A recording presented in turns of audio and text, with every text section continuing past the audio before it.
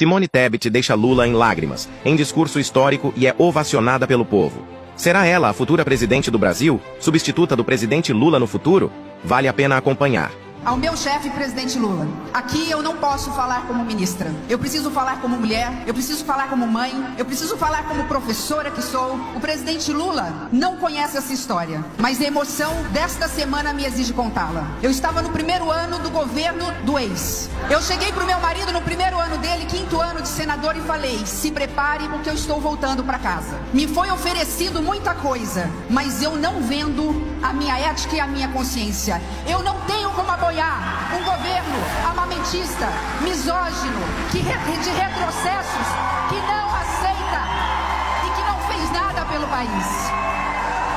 Um presidente que, como disse Paulo Teixeira, falava em nome de Deus, mas deixou por conta do atraso da vacina mais de 700 milhões de cidadãos brasileiros morreram. Um presidente que fala de família, da família dele, à custa da miséria, da desigualdade, da pobreza, dos milhões de famílias brasileiras. Mas acima de tudo, um presidente que bate no peito e sequestra a palavra mãe, que acolhe todo mundo, que é a palavra pátria, e defende a pátria de outros concidadãos que não a pátria brasileira. Por isso, presidente, o senhor não sabe dessa história. Meu marido me fez essa pergunta, eu disse: eu estou voltando para casa. E aí fui convidada, partido, a ser candidata à presidência da República. Eu fiz um único pedido. Eu perguntei: quem estará comigo? E o presidente do partido disse: metade estará com o Bolsonaro. Acabei falando o nome dele, né? Metade estará com o ex. E eu perguntei: e a outra? Estará com Lula. Falei: então não tem problema. Só preciso de uma coisa. Eu preciso do tempo do debate para falar aquilo que preciso dizer ao país. Porque eu já sabia no segundo turno de que lado eu iria estar. Presidente, ganhada a eleição, no primeiro turno, o senhor e o ex. O primeiro telefonema que me fizeram foi oferecendo de porteira fechada o MEC. Depois, o mapa. E eu disse não, porque eu já sabia para que lado eu estaria. Quando eu fui conversar com o presidente Lula, eu disse: presidente, o meu manifesto está pronto. Eu só peço uma coisa: que o senhor adote algumas políticas públicas que eu encampei na campanha. Uma delas era o Poupança Jovem, hoje pé de meia. Obrigada, Camilo, pelo maravilhoso programa que você e o presidente Lula oferecem ao Brasil.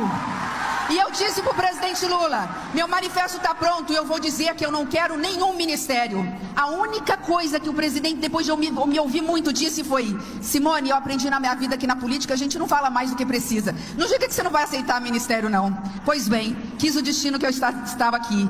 Eu estou contando essa história, presidente, porque essa semana é uma semana de muita emoção para mim. E eu quero explicar por quê. Como filha da fronteira, eu ganhei uma missão do presidente Lula como ministra do Orçamento.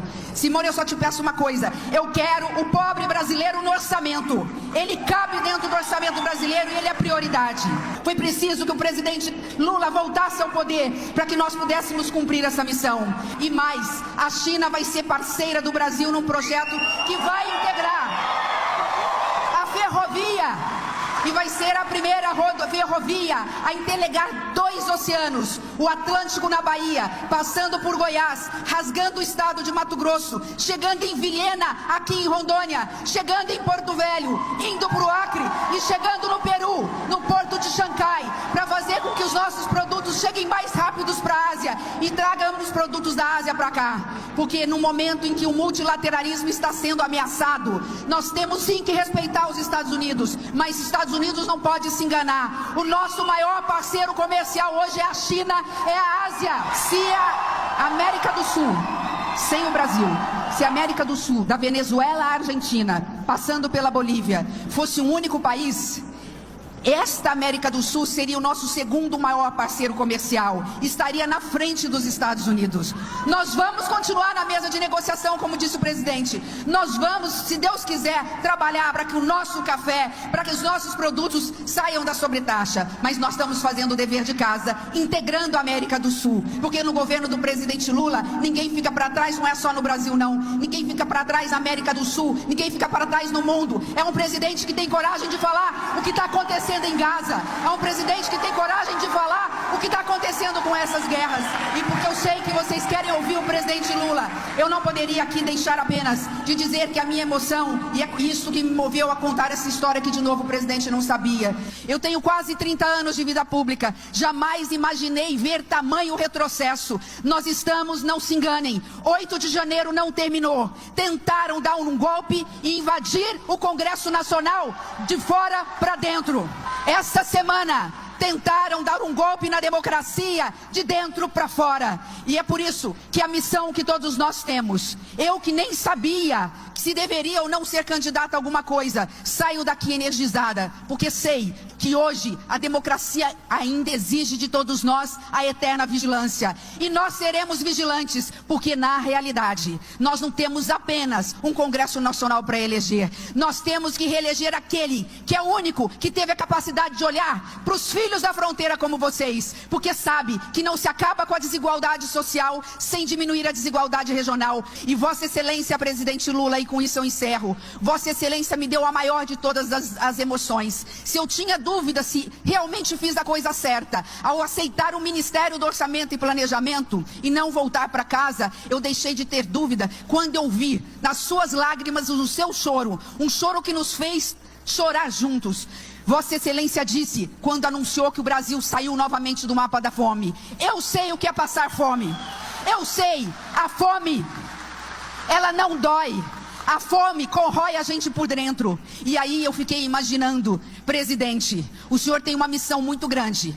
Nós tiramos o país do mapa da fome, mas nós precisamos encher a barriguinha de muitas crianças que ainda não têm o que comer à noite. Por isso, presidente Lula, Vossa Excelência pode contar comigo, independentemente de onde for o meu partido. E ainda mais, Vossa Excelência pode contar com a equipe do Ministério do Planejamento Econômico e Orçamento, porque dinheiro para o povo mais humilde deste país não vai faltar, porque Vossa Excelência é um predestinado a cumprir uma missão que só os sensíveis, corajosos e tementes a Deus têm, de servir ao povo mais humilde da sua pátria.